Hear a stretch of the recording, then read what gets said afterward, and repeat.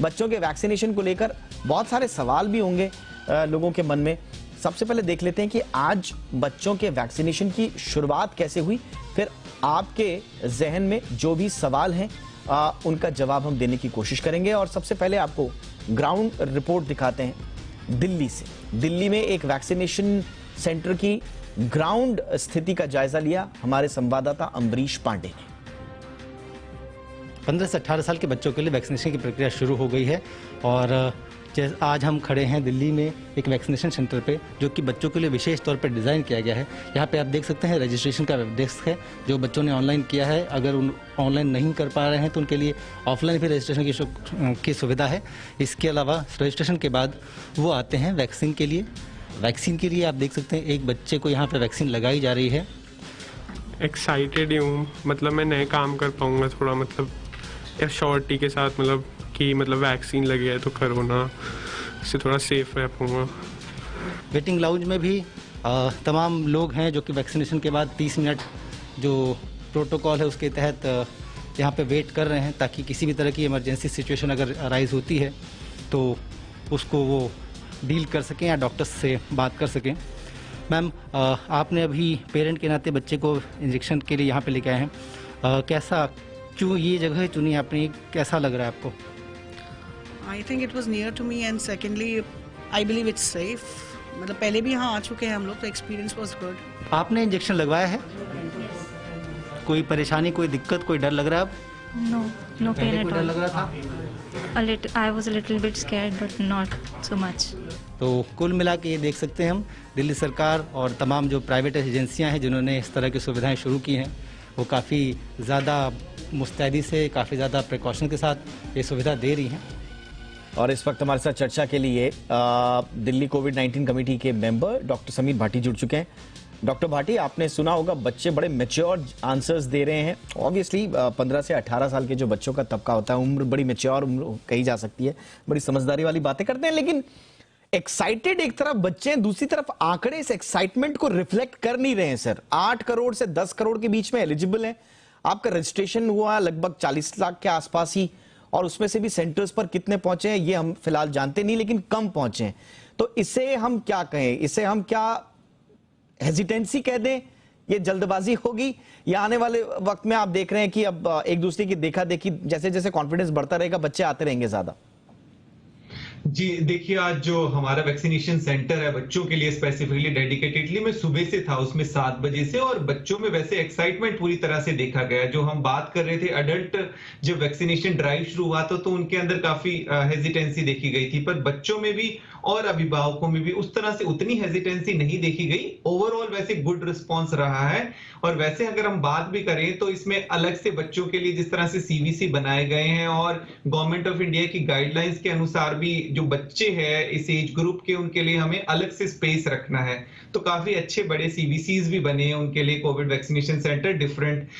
जो कुछ रीजंस थे हेजिटेंसी के, जो हम बात कर रहे थे सुबह आज पेरेंट्स वगैरह से भी, कुछ का सवाल था कि क्योंकि अभी ओमिक्रॉन का जो एक्सपोजर है, वो जो ओमिक्रॉन बढ़ रहा है, तो थोड़ा सा उनको कुछ हेजिटेंसी हो रही थी कि हम उनको वैक्सीन के लिए लेकर आए या ना लेकर आए। तो इसके लिए उनको बिल्कुल हम लोगों ने क्लियर किया था कि अभी जैसे स्कूल्स के अंदर भी वैक्सीनेशन चल रहा है, और एक मिनट, अलग से वैक्सीनेशन। डॉक्टर भाटी इसको एक एक सवाल के तौर पर लेते हैं। आपने बहुत अच्छा किया कि आपने फीडबैक दिया।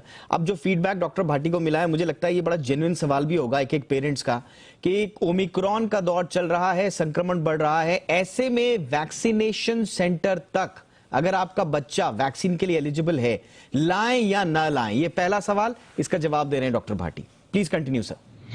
बिल्कुल बिल्कुल, देखिए जिस तरह से इस तरह के सवाल आ रहे थे तो उनमें हम पेरेंट्स को यही काउंसिल कर रहे थे कि ऑलरेडी जैसे सरकार के निर्देश आए हैं कि बच्चों के लिए हम अलग से एरिया डिफाइन करें जहां पे उनको वैक्सीनेट किया जाएगा। जो अडल्ट वैक्सीनेशन सेंटर है वहां पर बच्चों को वैक्सीन नहीं लग रहा है। दूसरा, कोविन ऐप में जब हम रजिस्टर्ड करते हैं तो हम अपने अकॉर्डिंग स्लॉट्स देते हैं कि इतने स्लॉट्स हम दे रहे हैं, इतनी हम वैक्सीन लगा पाएंगे, तो वो अपॉइंटमेंट के साथ होता है, तो वो भी एक चीज है। और दूसरा मैं आपको बताऊं तो बहुत सारे गवर्नमेंट जो ऑर्गेनाइजेशन है वहां पर स्कूल्स में जो है बच्चों को वैक्सीन लगाई जा रही है, तो किसी तरह से आपको कोई हॉस्पिटल या हेल्थ केयर इंस्टीट्यूशन में नहीं जाना, आप एक सेफ जगह में जाएंगे तो आप इसको लगा सकते हैं, क्योंकि अब अभी राइट टाइम है वैक्सीन लगवाने का। सेकंड जो क्वेश्चन, जी जी दूसरा सवाल क्या है सर, बताइए प्लीज। जी, इसके अलावा जो सबसे ज्यादा पेरेंट्स के मन में सवाल था वो इसकी एफिकेसी को और सेफ्टी को लेकर था कि क्या ये वैक्सीन सेफ है या इसकी एफिकेसी कुछ रहेगी। तो इसके लिए जो हम लोगों का जवाब था उनको, पेरेंट्स को, सभी को, क्योंकि कोवैक्सीन लग रही है और कोवैक्सीन का हम काफी अच्छा रिस्पॉन्स देख चुके हैं बड़ों में भी, और इसकी जो सेफ्टी है, जो फेज 2 और फेज 3 ट्रायल हुआ था उसके अंदर ये काफी अच्छा इसका रिस्पांस मिला था। और इसकी जो एफिकेसी की बात करूं, इसमें जो एंटीबॉडीज बड़ों के भी मुकाबले अच्छी न्यूट्रलाइजिंग एंटीबॉडीज बनी थी, तो इस चीज से को लेके काफी पेरेंट्स कन्विंस्ड है। और वैसे भी मैं बात करूं तो जो डीसीजीआई ने इसको काफी ज्यादा पड़ताल के बाद अप्रूवल दिया था, जैसा हम देख भी रहे थे कि सब्जेक्ट एक्सपर्ट कमेटी तो रिकमेंड कर दिया था, पर डीसीजीआई ने काफी समय लिया है। तो निश्चित तौर पे ये बिल्कुल सेफ है और एफिकेशियस भी है। एफिकेसी सही है, यानी कि असरदार है। आप निश्चिंत रहें, जो पेरेंट्स हैं वो बिल्कुल इसकी एफिकेसी यानी कि इसे असर को लेकर निश्चिंत रहें। तो ये बच्चों के लिए पूरी तरह से सेफ और असरदार वैक्सीन है। जी सर, तीसरा क्वेश्चन क्या था सर जो लोग पूछ रहे थे? जी, इसके हाँ बिल्कुल एक क्वेश्चन जो था बहुत ही कॉमन की साइड इफेक्ट को लेकर उनको था। तो साइड इफेक्ट की जहां तक हमने उनको बताया कि एक तो जो वैक्सीनेशन सेंटर्स है वहां पर हमेशा मेडिकल टीम और डॉक्टर्स अवेलेबल रहते हैं, और वैसे भी जो कोवैक्सीन में हमने बड़ों में भी साइड इफेक्ट देखे वो बहुत ही माइल्ड, और बच्चों में भी इस तरह के साइड इफेक्ट जो हल्के मामूली साइड इफेक्ट होते हैं, जिस तरह से हल्का फीवर आना, बॉडी एक होना, और जो वैक्सीनेशन साइट है उसके ऊपर हल्का पेन होना। पर हमने आज जितने भी बच्चे देखे उनको किसी तरह की कोई साइड इफेक्ट नहीं हुई, इवन पेन की भी कंप्लेंट किसी बच्चे ने नहीं की। तो एक बहुत अच्छी बात है, आप बिल्कुल जो है इसको वैक्सीन को लगवा सकते हैं। हाँ, इसके अलावा एक और जो पेरेंट्स के मन में सवाल था कि क्या हम थोड़े टाइम और इंतजार कर लें कि अभी लगा लें, शायद और वैक्सीन के कुछ हमारे पास ऑप्शंस उपलब्ध हो जाएं। पर ये बहुत जरूरी है कि देखिए जिस तरह से वैक्सीन का काफी टाइम से इंतजार हो रहा था, और स्पेसिफिकली सरकार ने जो 15 से 18 साल के बच्चों के लिए, 17 साल के बच्चों के लिए वैक्सीन अभी इमीडिएटली क्यों रोल आउट किए, क्योंकि उन बच्चों का मूवमेंट ज्यादा रहता है, उनका अभी 10वीं 11वीं 12वीं की परीक्षा है, तो उनके लिए तो उनका वैसे भी एक्सपोजर ज्यादा रहता है। और जो बड़े बच्चे हैं, किशोरों की बात करें तो छोटों के मुकाबले उन लोगों में वैसे भी थोड़ा ज्यादा रिस्क रहता है। तो इसलिए उन लोगों को अभी फिलहाल जो हमारे पास उपलब्ध वैक्सीन है और जिस वैक्सीन की अच्छी एफिकेसी है तो वो तुरंत हमें लगा लेनी चाहिए, क्योंकि कोवैक्सीन का हमारे पास रियल टाइम डेटा अवेलेबल है, अडल्ट्स का भी और बच्चों का भी। तो वेट ना करें, ये बिल्कुल एप्ट समय है, लगवा लें। जब आप सेंटर्स पर जाएंगे पूरी तरह से सुरक्षित हैं, असरदार है, साइड इफेक्ट्स नेग्लिजिबल हैं। बच्चों में अब इसकी शुरुआत हो चुकी है, तो ऐसे कोई साइड इफेक्ट के कोई मेजर जो है आज कोई खबर नहीं आई, तो कह सकते हैं कि पूरी तरह से सेफ है। एक सवाल और है सर जो हर पेरेंट सब जानना चाहता है, और जिन लोगों ने वैक्सीन लगाई है, जिन बच्चों ने, उनका भी ये सवाल है, जो लगवाने जा रहे हैं वो भी। अब क्या बहुत सारी चीजें खाने ना खाने, पीने ना पीने के लिए बड़ों के लिए बड़ी अफवाहें भी चली, और कुछ तो डॉक्टर्स ने कहा भी आराम करने की सलाह।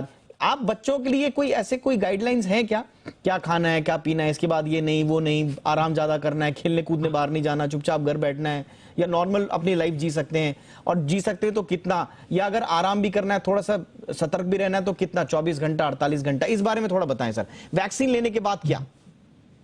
बिल्कुल देखिए, पेरेंट्स के लिए और बच्चों के लिए, सबके लिए सुझाव है, किशोरों के लिए, कि किसी भी तरह की कोई भी मिस इंफॉर्मेशन से आपको बचना है। कोई भी सोशल मीडिया पे इस तरह की इंफॉर्मेशन आ रही है, आपको अपने डॉक्टर से संपर्क करना है जरूर, अगर आपको कोई भी। और दूसरा, बस एक चीज का विशेष ध्यान रखना है कि अगर आपको कोई वैसे सिम्टम है, जिस दिन आप वैक्सीन लगाने जा रहे हैं, कि आपको कॉमन कोल्ड, फ्लू या कोई बुखार या इस तरह का कोई सिम्टम है, तो उस दिन आपको वैक्सीन को डेफर करना, उस दिन आपको वैक्सीन नहीं लगानी, बस इसी बात का ध्यान रखना। और जब वैक्सीनेशन सेंटर पर आप जाएं तो अपना ब्रेकफास्ट वगैरह करके जाएं, प्रॉपर मास्क वगैरह पहन के जाएं, अपने साथ सैनिटाइजर लेकर जाएं, और किसी भी तरह का डिले ना करें, क्योंकि वैक्सीन का पूरी तरह से हम ग्लोबली भी डेटा देखें वर्ल्ड वाइड, क्योंकि बाकी देशों में तो वैक्सीन ऑलरेडी लग चुकी है, तो बच्चों पर वैक्सीन काफी सेफ है। हाँ, ये आपको हो सकता है वैक्सीन लगने के बाद संक्रमण, बट ये आपको बीमारी की गंभीरता से निश्चित तौर पर बचाएगी। तो इसलिए तुरंत आप अपना जो है स्लॉट बुक कराएं और वैक्सीन लें।